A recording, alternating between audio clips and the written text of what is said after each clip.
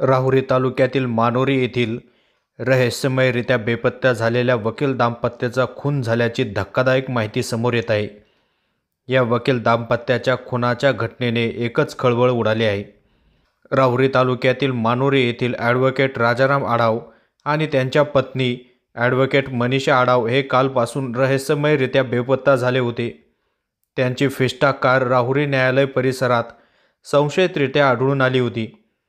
या पती पत्नीचे अपहरण झाले असावे असा प्राथमिक अंदाज पोलिसांनी वर्तविला होता।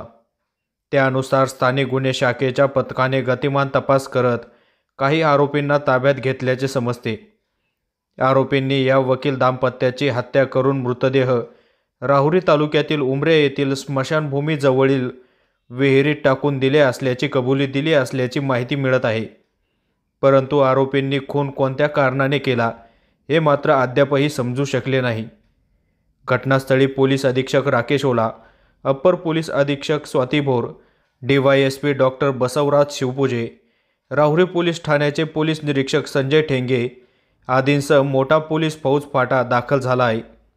रात्री उशिरापर्यंत मृतदेह बाहेर काढण्याचे काम सुरू होते। या वकील दाम्पत्याच्या खुनाच्या घटनेमुळे एकच खळबळ उडाली आहे। विजन प्लस न्यूजसाठी मीनाश पटेकर, राहुरी।